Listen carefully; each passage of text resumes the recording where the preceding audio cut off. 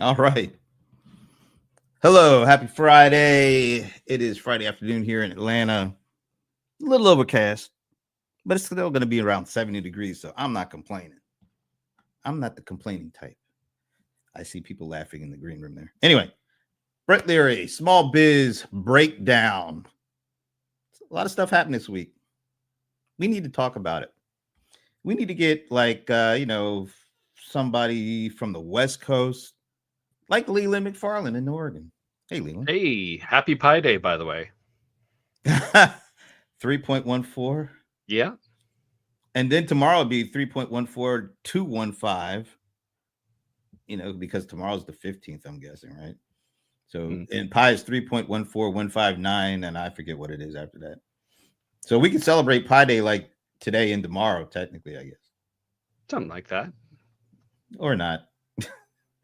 just get your favorite round food and celebrate the best way you can. Round food. Okay. What kind of round food do they eat in the nation's capital there, Shashi? Oh, very interesting. I think we have a lot of. It's one of the city with the highest number of Michelin restaurants in the U.S. Yeah, that makes sense. All those fat cats, they got to have good food to keep them fat, I guess. Round food. I know pizza's a pretty big delicacy in that New Jersey, New York area. Yeah. Who do we know that would be there? Oh, wait a minute. Ramon Ray is there. What's up, Brent? What's up, Leland? What's up, Shachi? My favorite round item, though, is Mrs. Smith's apple pie, put in the oven at 400 degrees for about 45 minutes, taken out of the oven, left it out of the oven for 5 minutes. Haagen-Dazs strawberry ice cream, usually about half the, I think it's called pint. Is that the smaller one? Not quart, right? Pint. Yeah, pint. Yeah, pint. I can take up usually about half that whole pint I'll have in one serving, and I'm in a happy place. So that's my round literal pie thing, Leland McFarland. Mrs. Smith's apple pie, which they stopped selling, and they have some other bootleg brand that they sell, which tastes horrible. Yeah. Wasn't there a Granny Smith? Yeah, I think that's what it is. Mrs. Smith's. Yeah, not Granny. Yeah, maybe they sell some other. Mrs. Smith is the best, but they sell like some other brand, just some other stupid brand. Yeah. I could go with a good apple pie. I mean, I really like me some crust on a good apple pie. Anyway. Me too. Speaking of crusty, there's John Mr. Lawson, the cold one, the bold one. He is John Colderice Lawson, folks. What's up? Hey, guys. What, are you a little tired from that journey? No, I'm just bored with you. It's okay. It's so good to see you. Brent is quick on the words, man. I know you're a DJ, Brent, but you ever a rapper as well? I mean, you got that. So, as you can see, let it go. From the disgusting look on Mr. Ice's face, I was just a traditional DJ. I didn't do the rapping, but I could make the wheels of steel talk for me. Stop rolling your head and you're having all that kind of. Anyway, it is the small biz breakdown, and as usual, I like to, start off with a little bit of a question or two, maybe. Wait, do I have the right thing here? Let's see. Let's see what we got here. If I can bring this thing up. So this isn't really this is sort of like a factoid. It's sort of like a continuing weekly question on where are we when it comes to the nation's economy. So NFIB. Anybody know what that stands for? National Federation Independent Business. Yeah, federation. That's a weird word to use in nowadays, federation. So anyway, so they actually do these. I think they do monthly surveys or something like that. And they added a new. I don't know if it's some data points to their monthly survey. So for the first time, the NFIB introduced a new question. Assessing how small business owners view the overall health of their business. Now, this is their business, not the overall business economy. It's just their business. 11% rated their business health as excellent. 55% good. 27% 6% not too good. Are you surprised by the way that this is broke down? Because it's basically 2/3 are saying it's good or excellent, and only 1/3 are saying, okay, or not that good at all. You know, Brent, I think it depends on, as we always argue and debate, you know, the team here and fun, the context. Me and my son talk a lot about business. I could say my business is doing great. But Brent, I was ill, as you may know. I don't even know if you cared, but I was ill for the past 8 days and in bed, you know, kind of down and about. It got me thinking, I can't do this for 2 or 3 weeks. I don't have some, hey boss, I'm off for 30 days and still get paid. It's me. So I guess in that respect, I've been thinking of my mortality being 52, and I would rate my own business as bad in that context. However, did I just get a good speaking gig going to Speak International? Sure, that feels nice. So I'll let others pitch in, but I don't mean to cause confusion. But you get what I mean? It depends on really, you're talking about today. Did you get that big contract? Or are you like, no, what happens if something major happens in your business? But Shashi, Leland, Brent? Wait, before. So how would you have answered that question then, given all that you just said? Oh, I would say for my own business, yeah, the answer is I'm surprised. Yes, I'm surprised. I'm surprised more didn't rate their business as a little more. No, I mean, okay. How would you, Ramon Ray, have answered that? Excellent, good, okay, or bad? Yeah, I'd say for okay. I'd put me in the okay. Bad would be a bit horrific. It wouldn't be a fair context, but I'd say it's okay. It's definitely, yeah. I go to okay. All right. Mr. Lawson, how would you have answered that one? I would answer good. Yeah.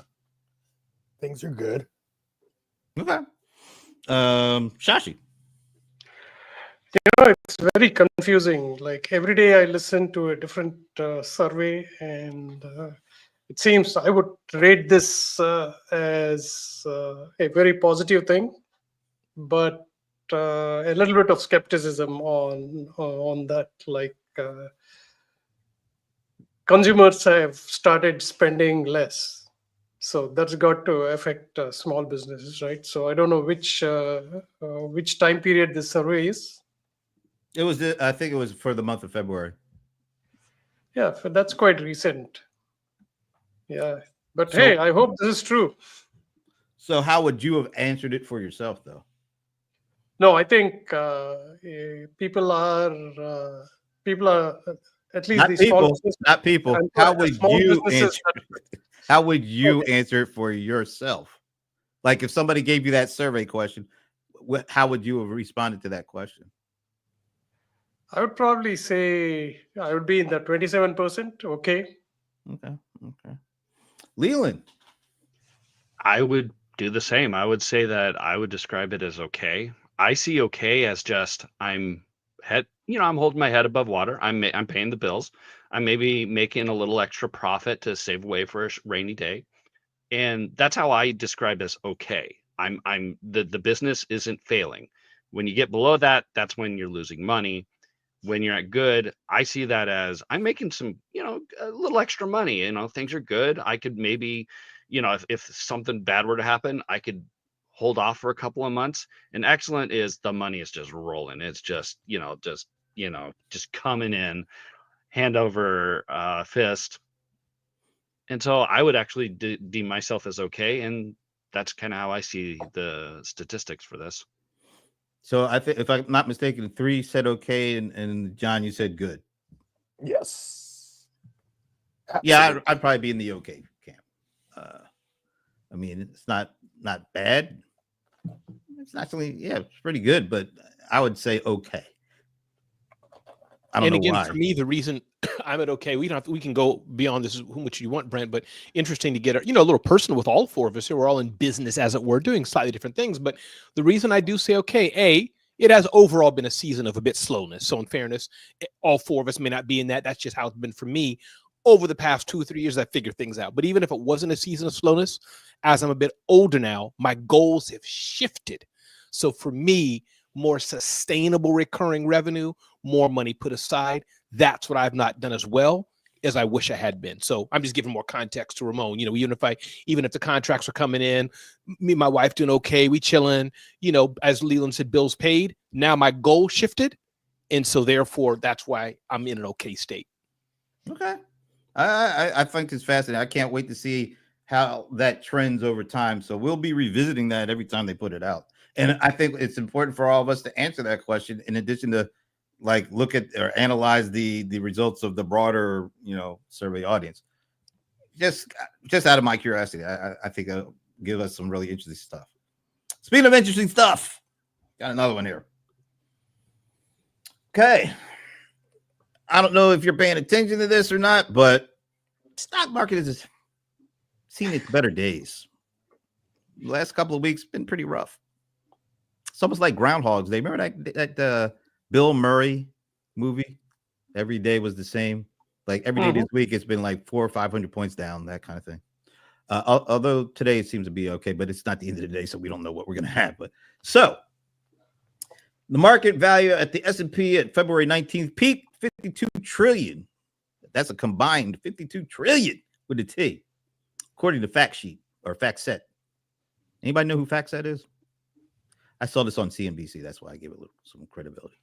All right. So if it was at its peak about 3 weeks ago, how much value has been lost as of Thursday? So it was 52 trillion, February 19th. What did it end at yesterday? Anybody want to take a guess? I'll guess, and here's why. I'm going to give my reasoning for the guess because I don't follow this close. I know what all these numbers are, and I CNBC, see the headlines, but I know it can't be half or more because that would be catastrophic. Even though S&P 500 and all these things are a bit of an emotional tie-in, it's like they fluctuate every day, every week, whatever. So it can't be half.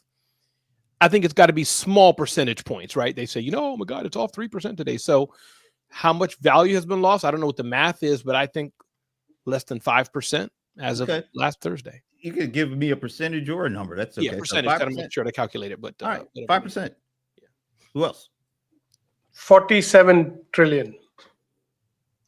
That is mighty. I tend to think Shashi's over there using some OpenAI stuff over there. Or something. No. That's about a 10% dip.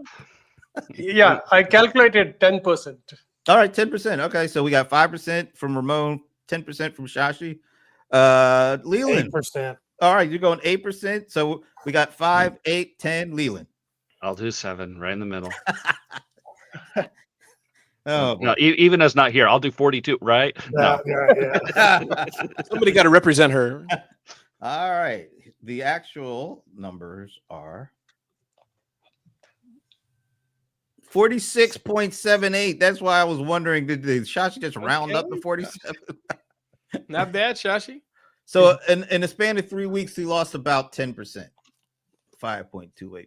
Yeah, and I think we get a little cavalier when we start throwing around, we only lost 10%. $5.28 trillion. Yeah. We ain't talking about lunch money here. And if you're looking at your 401ks, my 401k personally, because I'm more heavier in tech, it's way more than 10%. Yeah, 10% is correction and 20% is recession. So that puts it in perspective. We're halfway there. In a 3 week span, we were literally at our high 3 weeks ago. But as all of our leaders said, I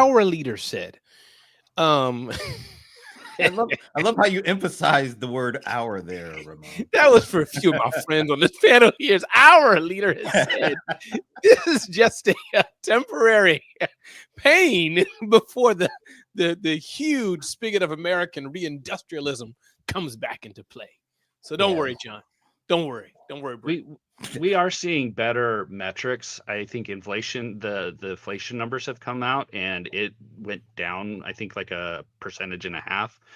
Egg prices have actually started to drop significantly, in part to potential investigations on the egg companies, from what I've been told, including on price fixing potentially.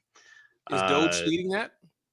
I think the Department of Justice is looking into that a little bit, actually. Same thing. and from what I've heard, the mortgage rates are actually starting to drop too. So those are starting to be good market, those are good numbers to be pumping out, and that might help revitalize the stock market once it gets to them, and they're like, okay, well, the economy is actually doing better. Let's start investing back into the stock market. Well, but all of those numbers you just quoted were prior to this 3-week dip. So those are That's lagging numbers. Those aren't current numbers. Yeah, Just and we keeping haven't that in seen- mind. and So we we'll haven't see the seen- next numbers that come out. Those Yeah. will be reflective of the things that have happened in the last 3 weeks. And the other things I guess that haven't started showing up yet are the firings of all those government jobs and all that kind of stuff. All right, kind of mixed there. Let's see what we get with this one. If I can bring it up. All It's always right, so, interesting what stats come up in this call. well, I think numbers are kind of important, and particularly credit card debt. Let's talk about what's happening with credit card debt here. So, right before the pandemic, I'm gonna put my hands up so you know I'm not looking at it. All right. Well, actually, I don't even have a slide for the actual number I'm going to ask you to guess on, but But you're still cheating, Shashi. Either way, even though there's no guess, you're still cheating. Either way, we're just gonna. So in Q4 2019, before the pandemic, total credit card debt stood at $927 billion. Credit card balances reached a low of $770 billion, kind of right in the heart of the pandemic, Q1 2021, driven by reduced spending and stimulus. So Q1 2021 down to 770. As of today, where do you think total consumer credit card debt is right now? $1.2 trillion. Okay, so Leland's on the board first. Usually he lags and tries to do the Bob Barker thing, but all right, 1.2 trillion for Leland. Who else? 940 billion. 940 billion for Shashi. Okay, Yeah, I'll go 920 billion. 920 billion for the bold one. If y'all want my input and my wisdom, Of course, we're waiting. Bated breath, man. Come on. I'm gonna go on the trillion side. I don't know what Leland said, but it's somewhere in that zone, 1.2, 1.3. I think it's ballooned massively higher. Put it that way. And so you got 1.2 or 1.3. Which one do you want to take? I'll take 0.3. That's a good thing because it's 1.35 trillion. It has Ooh. almost doubled Yeah. in 3 years. No, 4 years. 4 years. That number has almost doubled consumer credit card spending. And this is U.S. families, yes? Oh, this is only the U.S. Yeah. You know how I got that, Brent? I just looked at my own credit card debt real quick, multiplied that by 440 million, or whatever the number. 330 million. 330 million, and there we go. Wow. All right. So what do you guys? I mean, those are some. That's really, really eye-opening. Mhm. All right. Yeah. Really eye-opening. So that was surprising, huh? Yeah, but then I think about, all of this doom spending that's going on, and then it kind of makes sense too. And doom spending means what again, John? That's on things you don't need or on emergency things, or clarify? No, it's just the younger people feel like there is no future that they have to save for and hope, so they're just spending now. Got it. So they're basically saying, what's the point? I might as well spend now. I'm not worried about any consequences because the world's going to end. Kind of vibe, Kinda yeah. like that. There'll be no air, no air. clean air, no atmosphere. You know what I'm saying? It's doom spending. So That's pretty rough. it is pretty rough. I was talking to a couple yesterday, and he was just talking about he just had a kid and how concerned he was about having that child grow up in this new kind of future. It's kind of weird. And to that point, John, I think that it seems like, quote unquote, I don't know, none of y'all parents, but I can imagine our parents before, like a legacy and a nest egg, and especially our grandparents, even my own children. I got 2 adult kids. They're thinking different. They're thinking like for tomorrow, for next week. They're not thinking, wow, my legacy. My daughter ain't taking legacy. But could it also be a case of, in order to live, they have to have certain things and they don't have the cash, so they have to put it on credit cards now? Yeah, but your parents, grandparents, whatever, Brent, never had that mentality. They didn't have to do it. They just went without. Right. We would live within our means. Yeah, Yes. I think more of this is excessive and impulsive purchasing behavior. I agree with you, but I also can't completely ignore the fact that a lot I do, we all do Ubers, and sometimes you talk to these folks and you ask them questions. I got into the habit of asking these folks questions about, where do they live, and they usually start talking about, I drive Uber full time, and I got a wife and kids, and we can only afford the rent, and our rent is like $1,500 a month. Mm-hmm.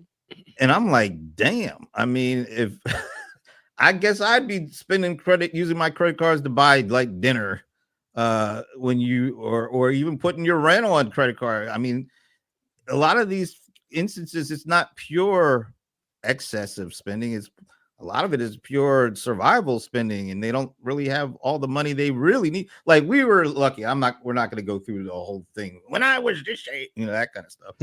But things were much more affordable, Sure, when we were coming up than they are now. And I think some of that spending is also has something to do with that. yeah, and the influence of social media. We can't, and again, I'm not saying in a corny way, but what you see and the speed. Now we have 12-year-olds, 11-year-olds. Boop, boop, boop, boop, boop, boop. So, just that whole mindset. Think of Easy Pass. I don't know what y'all call it in your states, but the electronic car payments. I think you may have said this, John, the psychology of it, when you don't see it, or somebody smart like that, when you don't see it, you can raise the price. So all this stuff, I don't know if that makes sense what I'm trying to say, Brent, but it's not just the spending, but how it's spent. It's so fast. It's seen. My own credit card debt. It's like, wow, I didn't even realize it was like that, because it's so seamless, so. There are two aspects of this, the reason why the credit card debt is so high. All of you are right. The luxury spending was carrying on for a very long time. That kind of helped the economy be strong also, because of the consumer spending, which is not always right, because obviously nobody wants a credit card debt. To Ramon's point, I was reading a Wall Street Journal article on something called a Mason-Pearson hairbrush. In which universe would somebody go and buy a hairbrush that's $140? Right? Yeah. That's the kind of spending that they see on Instagram and TikTok, and then say like, hey, I want to afford the best hairbrush in the world. Yep. Right? Like, What got me? The people that these like designer brand water bottles. Yeah. What the hell is going on with that? Bink, I think it's called. Yeah. It's a damn water bottle. Why do I care what the brand name is on it? When you got your little cute Lululemons on, your little cute little, anyways. Okay. Yeah. That now that's the stuff that I don't. I'll tell you this. I don't know. Something my dad must have said to me when I was a little kid about I hate paying credit card interest rate debt. uh-huh. Son, always pay off your credit cards every month. I have never paid a cent on credit card interest, because I don't know, maybe it's because I was taught that at an early age. It's sunk in, and I don't even think about it anymore. But maybe it's hard if you weren't taught that way to get that way, because you just say, oh, I can pay the monthly thing off, that $50 a month, that ain't bad. And you're paying it off until you're like 92. I mean, so I think a lot of people have been tricked into this, and it's hard to get out of it once you've been tricked into it. Brent, that's me. I'm telling you right now, again, I don't want to start crying here in front of you all, but telling you, Brent, exactly what you said. Me and my wife go through it. She's more the mindset. She was raised. She was taught like you. She went to a small private school, was paid in cash, $50 a month, something like that. So she's wired for saving differently. She's wired. Let me put my envelopes here. Oh, I know I got to buy stockings next week. I'm going to save here. I'm not saying your father went through all that, but you get my point. So for her, debt is, I think the word is antithesis. Like, she don't like to see it. Me, man, that don't bother. shoot, me and debt are friends, man. It don't even bother me. Sadly, though, because when your cash flow's jacked up, it hurts you. So for me, Brent, it's the mindset. I wish I had that. Saving more, looking at expenses. We can save more with this. I just don't, and I wish I did, but I don't. It's a mindset issue as well, and because I know that what you're going through, because my wife is exactly as you are. So at least you married it. Yeah. There you go. So that's how you acquired that thought. It's helpful on the personal side, I must say. It's just in my business and other things, I'll spend money so fast, not even thinking. I don't see why people don't utilize 0% credit cards more often. So I back when I was first married, wife and I, we had a little bit of credit card debt. It was a couple $1,000s, but it wasn't just something that I could just take my money and just pay it off. I didn't have that kind of capital to be able to just pay off my credit card. So I grabbed 0% credit card where they offered all the time, transfer over your debt from one credit card to another. Mm-hmm. We'll charge you 3%, and then you get 0% for 6 months, 18 months, 12 months, whatever it is. You set a little reminder in your calendar at 11 months or 17 months or whatever the time right before it, and then you just shift it around, all three of them, and then you pay off what you're gonna be doing, your normal monthly amount, and it's gone, and it's much better than the 25%, the 20%, whatever the credit card is doing, and it got rid of my debt pretty quick. Thank you, Lynn. I should probably be more thoughtful about it. I'm just, but thank you. That's a good point. Yeah, I've used that tactic a number of times before.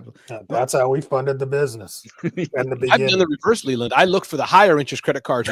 In video game about slapping, I'm the guy who can I get a higher interest card, please? As long as it comes with the points, right? And then you get the points, you get the introductory points. You get like a couple $100 worth of stuff, and then you just cancel the card. And I find it really. Go ahead. No, go ahead. I mean, we flipped products just for points back in the day. We would do $50,000-$60,000 in a product just to get the points and flip it for what we paid for it, and then the points become valuable for hotels, travel, things like that. Did you hear about the guys that found a infinite money glitch using credit card points? They would get a credit card, they would go to the US Treasury, and then they would buy Sacagawea dollars. And you could buy them for $1 a coin, free shipping. They would then throw them right back into the bank, pay off the credit card. They get all the points. Wow. Infinite money glitch. Oh. Did it stop? Did that stop? Awesome. Or it stopped. It stopped pretty hard. Once it got out like that, it stopped. Because once you tell the secret, then it's over. It's over. I would have never told anybody that secret till I'm on my deathbed. I have something to tell you. How did it stop? And then why? Meaning it's all legal. So what was I think either the credit card company found out, or the Treasury Department, and it stopped at some point because it was costing a lot of money to make those coins. So it's like card counting in Vegas. It's not illegal, but if they catch you doing it, they'll kick you out of the club. Escort you out. Yeah, because they're trying to make money. They don't want you to make money. They want your money. Interesting. So one last part of a question on this, Ramon. So you've kind of effectively been able to separate kind of your personal married life way of handling credit to your business. Because a lot of times we kind of as small business folks, we kind of meld it all together, but you're effectively been able to kind of keep it separate. So you still do what you want to do on the business side, and your wife says, all right, that's gonna stay over there. Exactly. Yeah. We have, the typical, we have two separate bank accounts, unified in thought. We're, great wife. It's just definitely, if I can, my little DLJ 5029 thing, the $1,000 thing I bought with you on Amazon cost me $1,000. I just bought that. I didn't buy it on the personal side. So yes, two separate accounts, two separate income streams, all those kind of things. And then she can manage it and say, nope, let's go to this restaurant because it's cheaper instead of that restaurant. She can handle all that. And me, I can splurge and live life vicariously and get more debt as I can. I try to get as much debt as I can. And use that business credit card as much as you can. Right? Come on now. I'm waiting for John to open up another store online so I can buy from it on my credit card. We'll make that happen this afternoon. John on Mr. Media's like, oh, really? Let me get the domain right now. What would you like, a comb remote? Exactly. All right. Very interesting. I didn't know what we're going to get to with that, but let's move on to some AI stuff because I know that's all you like to talk about, AI stuff. All right. A new study from Columbia Journalism's Review. I don't know what TOE Center for Digital Journalism. Anyway. Well, they lost 400 million. We know that. Sorry, Brian. Yikes. Okay. Find serious accuracy issues with generative AI models used for news searches. The research tested 8 AI-driven search tools equipped with live search functionality and discovered that the AI models incorrectly answered more than blankety blank blank blank percent of queries about news content. What percentage would you guys think that is? 60. 42. 30. Who said, wait, you guys really rifled that off. 60, Ramon, 60. All right, so Ramon said 60. Somebody said 42, right? I did 42. You're in the spirit of keeping even with Yeah, us. gotta keep even going. I'm 25. All right, so we got 60, 42, 25, And cold one, 30. 30. Ramon's on a bit of a streak here. Whoa, I meant to go this way. Okay. Wow. 60% of 8. I don't know which 8 there are, but I'm sure they're probably the most popular ones. So if you're looking for real good news sources or factual answers about the news, you probably don't want to be using these AI tools yet. 60%. Are you surprised that it's that bad? No, news is so current and so immediate. In my opinion, AI is not designed for that. If it's 3, 4, 5, whatever X years old, I think it's pretty good. It can, I've asked some pretty cool questions. It can go to the deep, go to things that already been done. But current updates today, ask about helicopter crash, this, that, and the other. AI I don't think it's designed for that right now. I think certain of them are, right? Like certain models, if you pay the premium, you get more up-to-date data included, right? I think Perplexity Pro is current data, isn't it? Yeah. Yeah. So what about you, Mr. Ice? You know, I don't, I mean, for one, I don't even know 8 models that have search driven. I don't even know. I don't know what this is. I don't think there are 8 actual models out there that have that capability. I would say the folks at Columbia Journalism probably are not using their own ChatGPT to come up with the 8 models. I'm sure they probably I'm just use saying, the 8 models. Look, I mean, hey, I take everything with a grain of salt. And so you got journalists testing whether the journals or the results are accurate. And it's really, to me, it probably is a little skewed because they want to make sure that we protect their journalism. So I don't know. Maybe. All right. So now you got me. I got to ask this question. If you can't trust anything, right? I mean, if you can't just on the face say, oh, it's journalism school, I'm guessing they don't have anything, why would they have any slant or bent on testing AI models? Yeah. So why do you question them in order to question the results that they get? I'm just saying, I don't know of 8 models that, what 8 models and what, give me the details. Without the details, I'll have to send you the link. Send me the link. Because I don't know of 8 models that actually do that. I know of 3 models that'll actually. What are the 3 that you know of? Perplexity, OpenAI, and Gemini. I think you.com does it too. Claude does not have access to the internet. Does Grok do it? Possibly. I think Grok does do sources. Grok does. And what about Meta's AI? I haven't seen that. I don't think they do. That's an open source. John, I mean, let's assuming that they got it right. There could be some out there that John may not know. It's hard to believe. I know. But absolutely. No, and so there we go. But 60%, look, I'm in here all day. If I were at 60%, here's the thing, we've gone through this. If I hadn't been on the, in the mix it's like all the people that used to say that AI couldn't do copywriting, all the copywriters. Oh, it just, it makes stuff up. It doesn't. And now it's doing great copy. It's always done great copy, but they would say it didn't do great copy because they're protecting their little world. So I definitely think there has to be a little bit of that, because 60%, I mean, that would be something that we would actually see. But John, can you answer how do you read the question? Meaning the sadly, the lives that were lost in, I think, the DC area, the helicopter, military helicopter, and the commercial airline.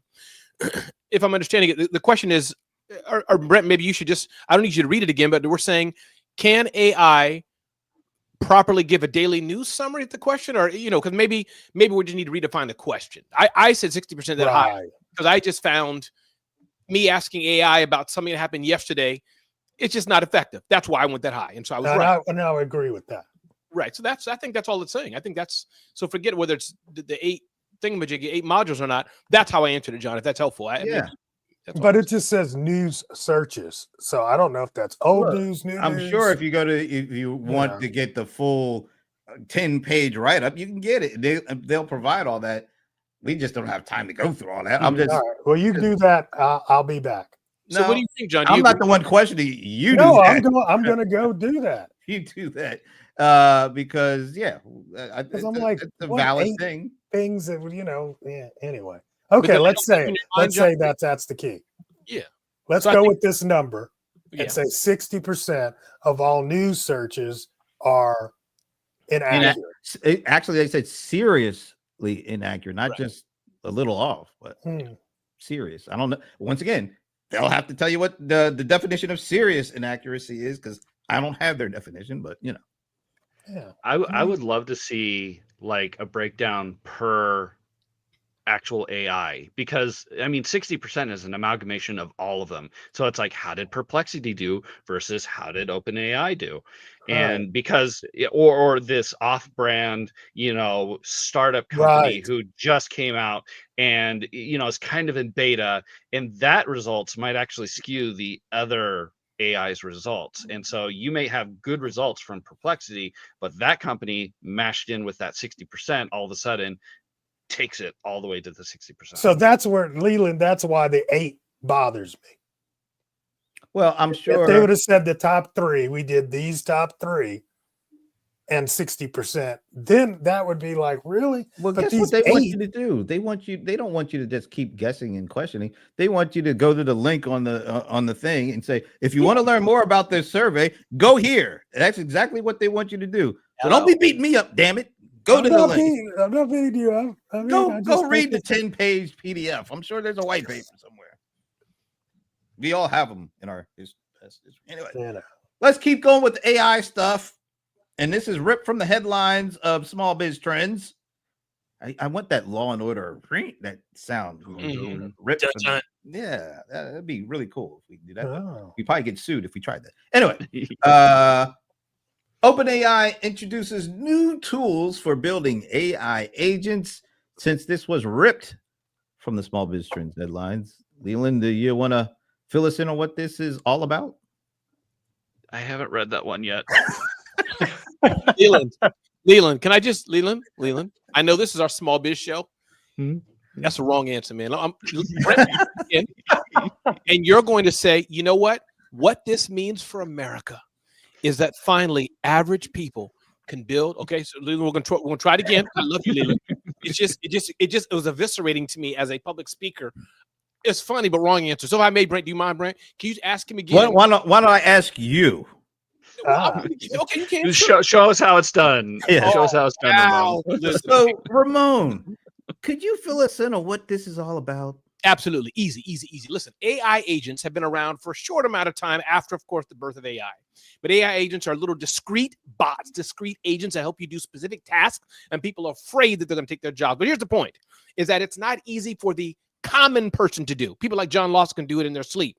So where the race is now, even though we're still in a race of AI, we're now in another mini race of who can help create more agents, make it more simple for the average person to do it possibly, and on particular businesses. So the headline of the day is that now OpenAI is joining the race to not only use AI, but now you can create your own agent to do a discrete task on us. Side note, JotForm, just covered them. They have AI agents. Of course, your people at Salesforce doing this. So this is in the realm of fight of who can help people make AI agents better and faster. My name is Ramon Ray, associate friend of Small Biz Trends. Associate friend. I like That was brilliant. That was brilliant. And it rhymed. Associate friend of Small Biz Trends. But Leland, I warn you, what I just said, I made up. Like, I don't know. Yeah, I'm about to say, I just, it's on about live TV, it's about 60%. About 60%. That's good enough on live show. No, you got it, Brent. Brent threw it, tossed it to you. So, I'm just messing with you. I didn't mean to, but I had to just give you that. But y'all know what I'm saying. Am I right, Shashi and John? Y'all been on TV when the host says, "So Leland, it's raining outside. Should we bring umbrellas?" I don't think it's raining. No, wrong answer. Go YOLO it. Wow. Thank you. We get so many great pieces of information and insight when we're not even expecting it, and we get it. This is some good stuff here. All right, John, what do you think it is? Is this a big deal or not? So, yes, it's a big deal. It's basically they opened the API so that you can start building agents that are able to navigate websites or some of your company files and scan through that. And it's kind of like OpenAI's Operator.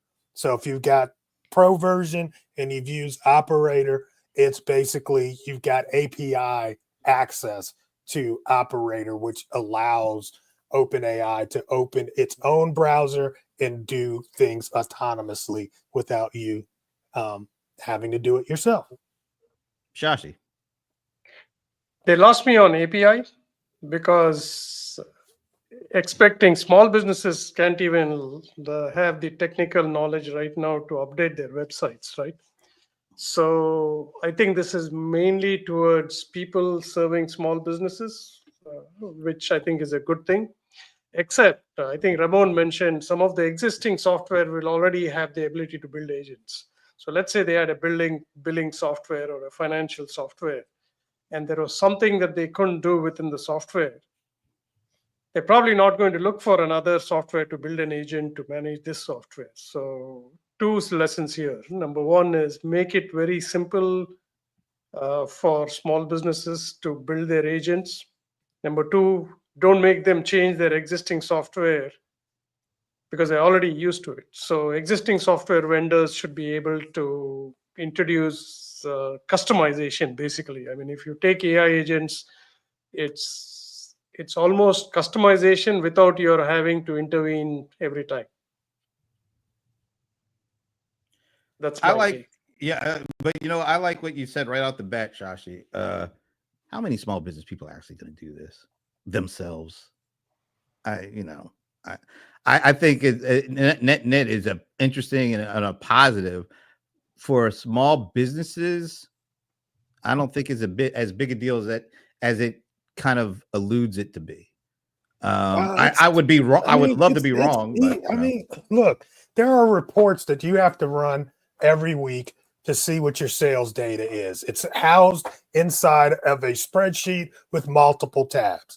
So if you can have this, you can literally tell OpenAI or an operator or an agent, go open that spreadsheet, put me out a report and make it into a quick dashboard or a graph to show me the, whether we're going up or down in profitability every week. And it does it every week automatically. And all you have to do is talk to it. That's what's going on here, guys. It's not like you got a program. We'll see. I mean, it sounds great. Yeah. I would just like to see it if it, a lot of things sounded great when they were, it was a lot of stuff was great and available that never got used. I'm the skeptic. But here's the thing. The advancement of AI is always going to be dependent on adoption. That's all I'm saying. I agree. I think a lot of great technology could have done a lot of great good for a lot of small businesses that it never did because they never really used it. I'm just letting people still using Windows. I don't understand. Sorry. 1 second. I'm sorry. So what'd you say? What'd you say, John? You said people still using old versions of Windows, or you just said no, people still use Windows as opposed to a MacBook. I don't get it, but I get it. Dude got a new MacBook, and now he's all. No, that's not that. I mean, it's a better phase. It's a better. It's no. I've made that change years ago, but it still amazes me that people use technology just because it's been around forever. Legacy. Stuff. Also comfort too, John. Also comfort too. Yeah, John, I would think more small businesses also use Windows than Macs. Absolutely. Way more. They do. Way more. They do. It's amazing.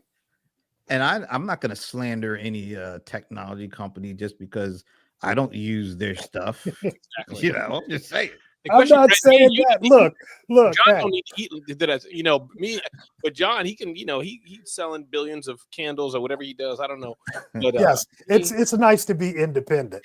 But here's the deal. I mean, in technology, well, I don't want to go that far back. I'm trying to think of. I can't think of anything exactly. Well, you can go further back than anybody in here. So I can. And I mean, the deal is, Betamax was better than VHS. Wow. It doesn't just because of that doesn't mean it's going to work. I get it. Adoption rate of the public is a very real thing. And the marketing spin, right? I believe it was a whole marketing play, correct? It was a marketing is huge. What was the difference between VHS and Betamax? I have no idea. I think the quality and length of something like that. But a question for you, John, or everybody here, Brian, if you don't mind, may I ask a separate question? Size. I remember that. Sure. Size. I remember they were small. VHS was huge too. Small and different players. Different players. Oh, that was a political thing. I think there was a fight because whoever won the Betamax war would win the player war and blah, blah, blah. The whole thing goes down. But John and everybody, just when I hear this AI agent thing, because again, I am techie, as you all know, but I don't play in the dirt, especially like you do, John. Definitely like you do, Leland. You're, uber geek. So I don't play that level in the dirt, but I can get my hands around if I wanted. So I've never done an API call, web push. I know what these are, never done it. My question is, I'm thinking this is an opportunity for freelancers, for offshore to do their talent better.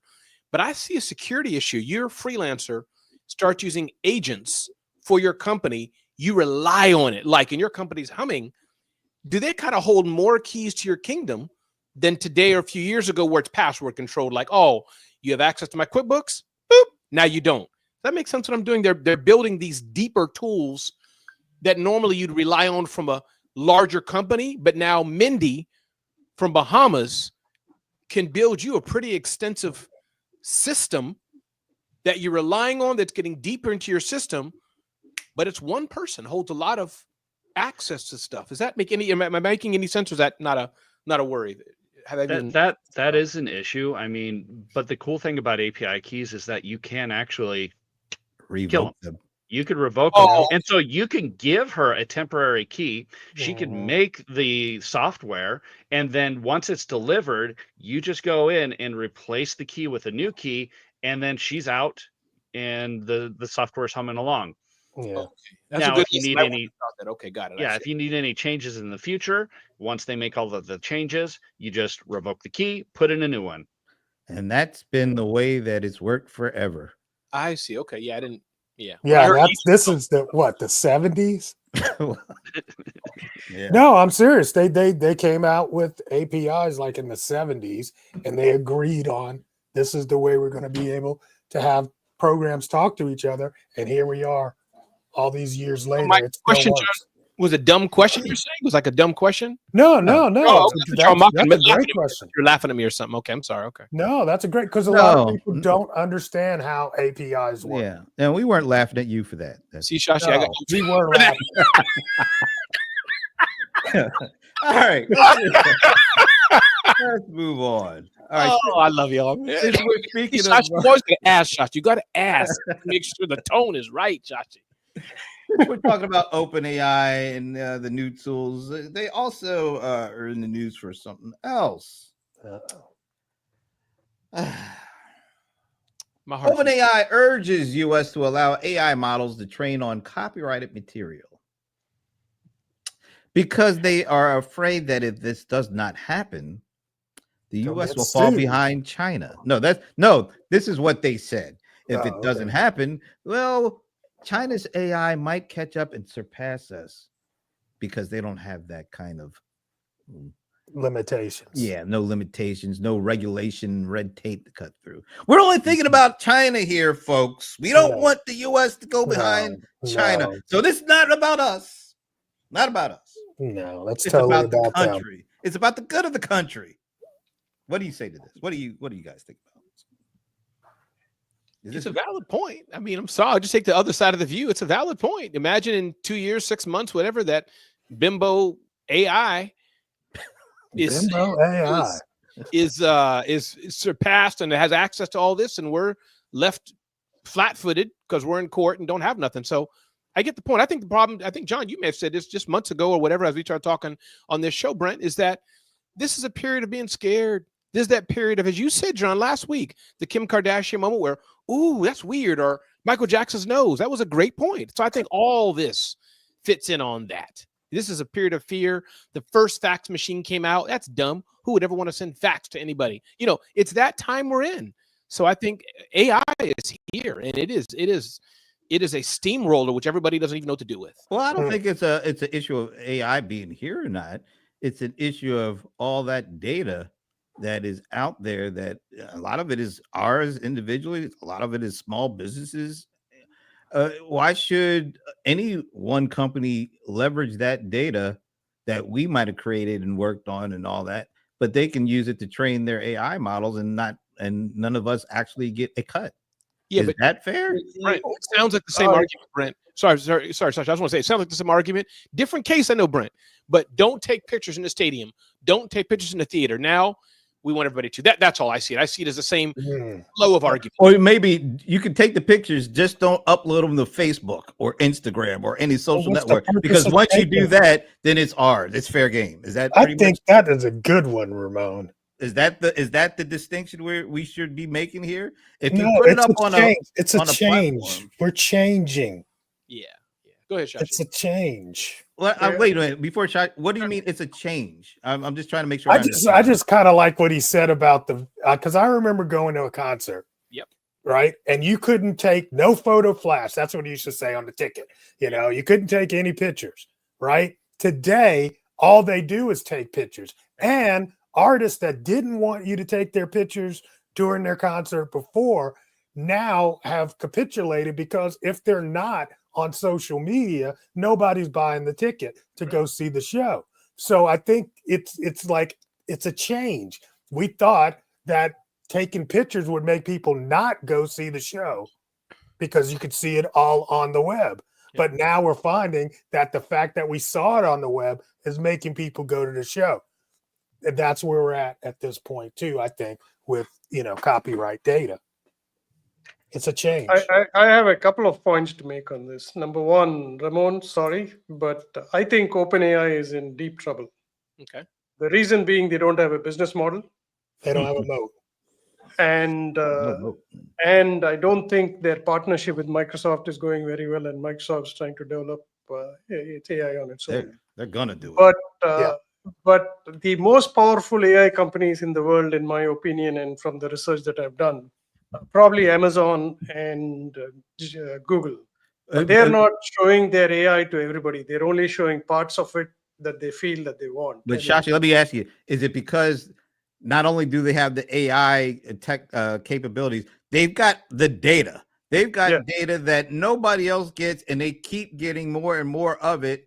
And you marry that with their AI. Matter of fact, I think the data is the most important part of this. That's what the argument is about the data. Yeah, but Amazon actually has data that's from transactions. Google has it from it's not just OpenAI doesn't have its own platform to gather data. They make partnerships with platforms to get access to it. I don't know. But I would say, I'm right with Shashi on that. I would say Amazon, Google, you got to say Meta. They've got all sorts of crazy data, even like, of course, Microsoft and Apple. I mean, the big platforms, they always get it. They have that. Now the problem with OpenAI, they put their, I mean, they had to do it, right? Otherwise, like, it's almost like a marketing ploy to get 400 million weekly users. But now, how do you make money? Either you tell everybody to pay $4 a month, in which case they're probably doing like, God knows, easily 400 million a month, right? That's a good business model. So they're trying everything that they can. Now, in terms of privacy, right? Like, I have actually spoken to companies whose job is to take every possible publicly available image, content, and sell it. And the question they ask is, hey, can we sell this to AI companies? And usually I tell them, like, why don't you train your own models on this if everything that you have is useful, instead of selling it off to somebody else? I don't know where they landed, but that's actually concerning. We have all uploaded, I mean, I have probably easily 100,000 photographs on Google. And Google tells me every time, hey, you know what? About 5 million people have seen your views. Give me at least like 0.01% of that. Right? But I think at some point the public has to say, like, hey, we are not going to put our content unless we are paid for it. I don't know if it's going to happen or not, but that's a valuable kind of data that companies are using today, right? And even the bad actors are probably using it. Another company that I talked to said, like, there are people who are breaking Face ID. Imagine that. Well, yeah. Well, there was one years ago. McDonald's people are going to the fast food line. They speak into that thing to get their order. Well, guess what?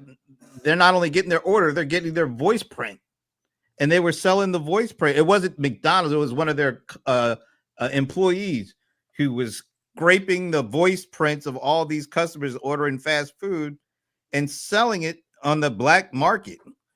And then selling it for an identification, or selling it just so that to identify hamburger 1,000 times in a human voice. It doesn't matter. For all of the above.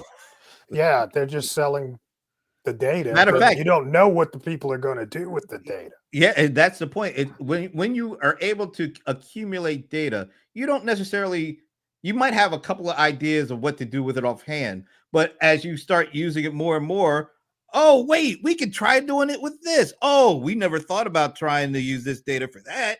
Why don't we do that? We could sell it off for that. So it's like, as long as you got the data, it could be endless possibilities of how you use it. And that's what the Amazons and the Googles and the Metas and all, it's all about the data. I know everybody's talking about the AI stuff, but if you don't have data, what good is the AI? And I think, Shashi, you nailed it.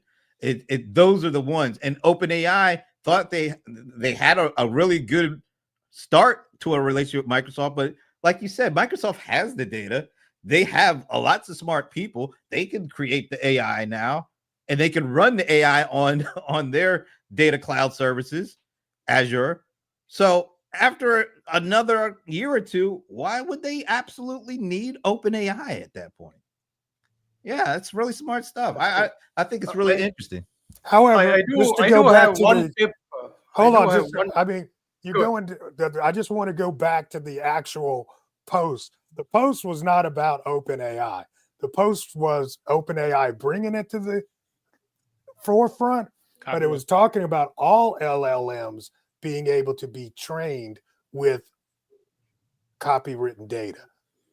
And I do understand. But who does that benefit more? No, I do understand. Okay, I just saying. Because I'm saying they're using our, US based AI versus China based AI.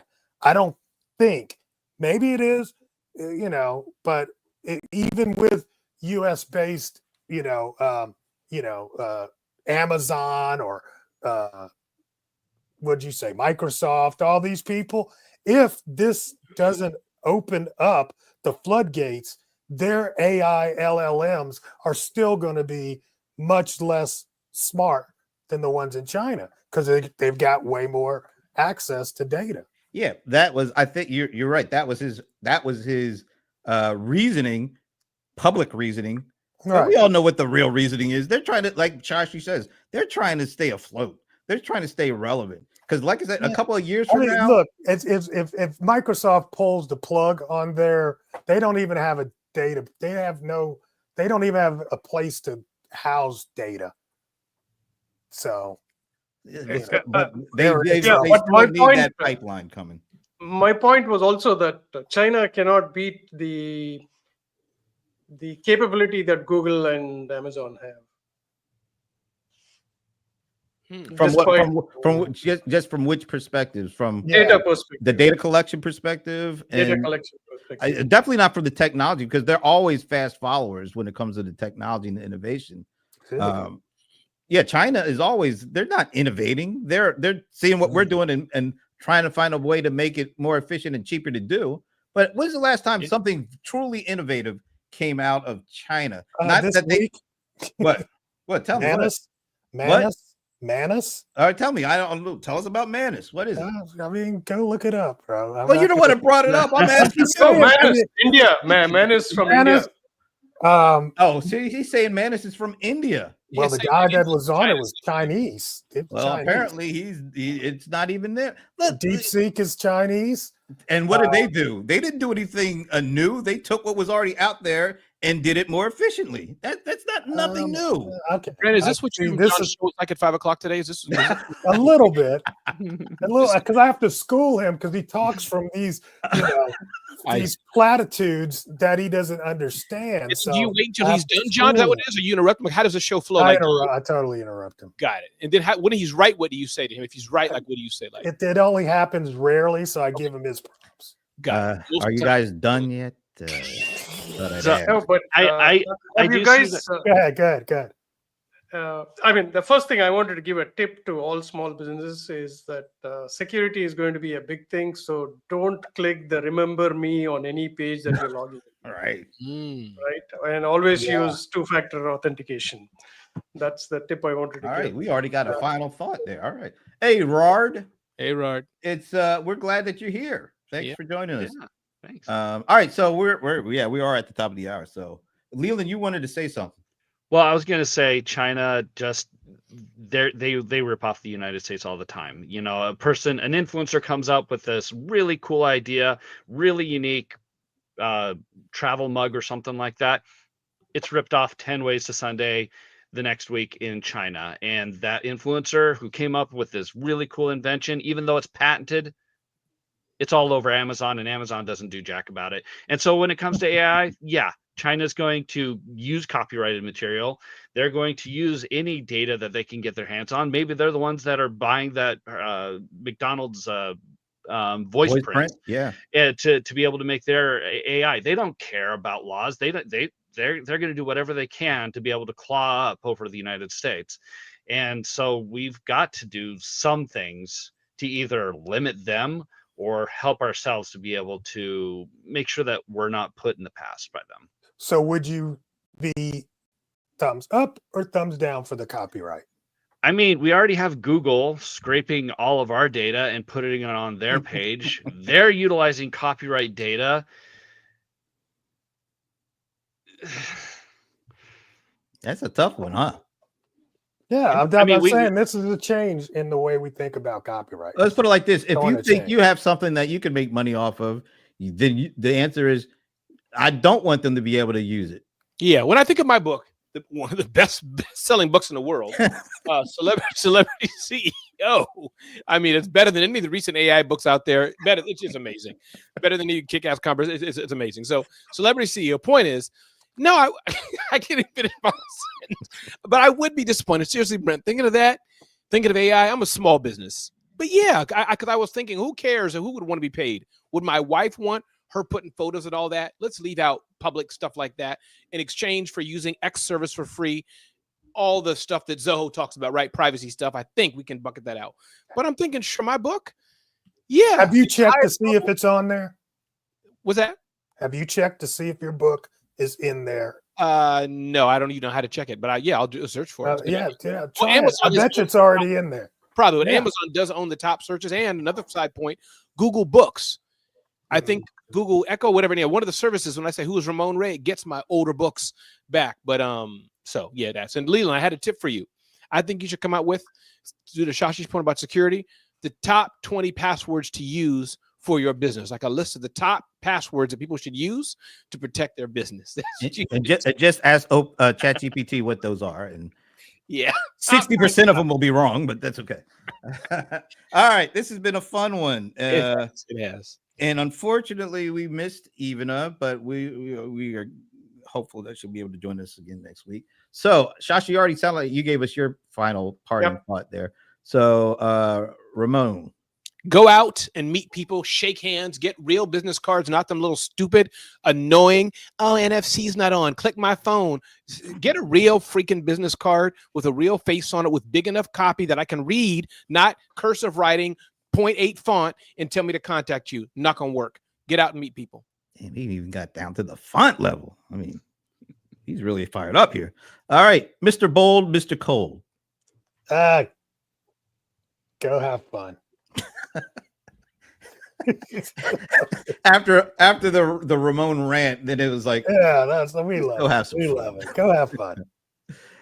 Leland.